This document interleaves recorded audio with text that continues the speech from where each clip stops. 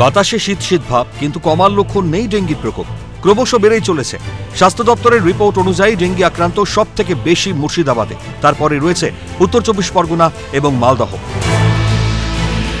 Dengue আক্রান্ত জেলাগুলোর নিরিখে দ্বিতীয় সর্বোচ্চ হলেও উত্তর 24 পরগনা জেলায় সচেতনতা নিয়ে প্রশ্ন উঠছে। বারাসাত টাকি রোডে গিয়ে দেখা গেল রাস্তার ধারে পড়ে রয়েছে নোংরা আবর্জনা। পুরসভার তরফে সচেতনতামূলক প্রচার চালানো হয়েছে, লাগানো হয়েছে হোর্ডিংও, কিন্তু রাস্তার ধারে এরকম ভাবে নোংরা পড়ে থাকা ভয় ধরাচ্ছে সাধারণ মানুষের মন। বারাসাতের যে 17 নম্বর ওয়ার্ড, সেই 17 নম্বর ওয়ার্ডে একেবারে যে রাস্তার ধারে একেবারে যে নোংরা আবর্জনা স্তূপ, সেই নোংরা আবর্জনা স্তূপ কোনোভাবেই প্রশাসনের তরফ থেকেও ঠেকানো যাচ্ছে না, এবং সাধারণ মানুষকে বলবার সচেতন করার পরেও কিন্তু সেই একেবারে সেই নোংরা আবর্জনা স্তূপ একেবারে ভ্যাটের আকার ধারণ করে নিয়েছে। এবং কার্যত একই ছবি মালদহতেও, খোলা রাস্তার ধারে আবর্জনা স্তূপ। শুধু মালদহেই ডেঙ্গিতে আক্রান্ত 1971 জন। এর সঙ্গে উদ্বেগ বাড়াচ্ছে অজানা জ্বর ও চিকুনগুনিয়া।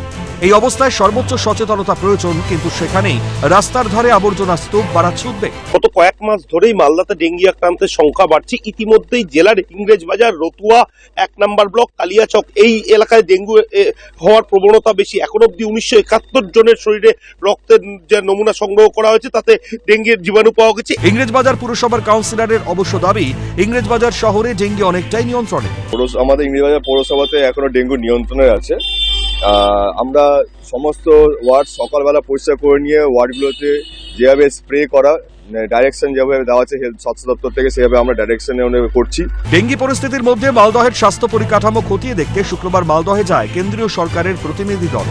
জেলার বিভিন্ন হাসপাতালগুলো ঘুরে দেখেন তারা, খতিয়ে দেখেন স্বাস্থ্য পরিকাঠামোয় কেন্দ্রের পাঠানো টাকা সঠিকভাবে খরচ হচ্ছে কিনা। बस इतना बता रहे हैं कि भारत सरकार की टीम से कॉमन रिव्यू मिशन चल रहा है।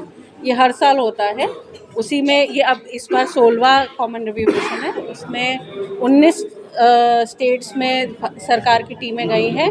वेस्ट बंगाल एक टीम है, वेस्ट बंगाल में 2 ज़िलों में गई है, साउथ 24 परगनास और ये वाला मालदा डिस्ट्रिक्ट। तो अभी हम सारी फैसिलिटीज़ घूम रहे हैं और यहाँ सेवाएं सब अच्छे से मिल रही हैं, बस वही देख रहे हैं।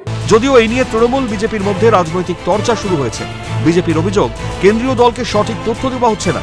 মেডিকেল কলেজের যারা রাজ্য সরকারি আধিকারিক আছেন, তারা সেই সেন্ট্রাল টিমকে যেখানে যেখানে সমস্যা সেই জায়গাগুলো না দেখিয়ে যেগুলো ভালো জায়গা সেখানে তাদের নিয়ে গেল। পাল্টা জবাব দিয়েছে তৃণমূল। কেন্দ্রীয় দল যখন এসছে, তারা জেনেছে কেন্দ্র সরকার তারা আছে, তো তাহলে তারা কেন্দ্রীয় স্বাস্থ্যমন্ত্রীকে বলছে না কেন খারাপ জায়গাগুলো দেখাবার জন্য? ওরা কাউকে বলে আসেনি, শুধু ইনফর্ম করেছে আমরা ঘুরবো, যাব। ওরা নিজের মতো আসছে, নিজেরা কাজ করবে না, ভোটের সময় এসে দাঁড়াবে, ভোট নিয়ে যাবে, আবার ঘুমিয়ে যাবে, আর রাত বড় বড় ডায়লগ মেরে যাবে। ডেঙ্গি বাড়ছে হুগলিতেও। সরকারি পরিসংখ্যান অনুযায়ী হুগলিতে ডেঙ্গি আক্রান্ত 190। আক্রান্ত বাড়ছে তারকেশ্বর, বলাগড়, গুপ্তিপাড়া সহ হুগলির বিভিন্ন এলাকায়। এই অবস্থায় পুরকর্মীদের একাংশের বিরুদ্ধে এলাকা ঠিকমতো পরিষ্কার না করার অভিযোগ করছেন স্থানীয়রা। কম কমায় এই এখন ওই যে ছট পুজো হয়েছে, ছট পুজো পরে এখন লোকজন যা আসে কাতি ঠাকুরের জিনিসপত্র ফল টল এখানে ফেলে দিয়েছে, ফুল টুল নিয়ে। এগুলো পরিষ্কার না করলে তো আরও তো গঙ্গাটাকে দূষণ হয়ে যাচ্ছে। আর ডেঙ্গুর জন্য তো প্রচুর মশার লার্ভাও তো হচ্ছে ড্রেনেতে। লার্ভা তো হচ্ছে, এইগুলো হচ্ছে কিন্তু পরিষ্কারটা ঠিক মতন করছে না। সব মিলিয়ে রাজ্যে উদ্বেগ বাড়াচ্ছে ডেঙ্গি। অপু শীল, সোমক লাহিড়ী ও সমিত সিনহার রিপোর্ট, ক্যালকাটা নিউজ।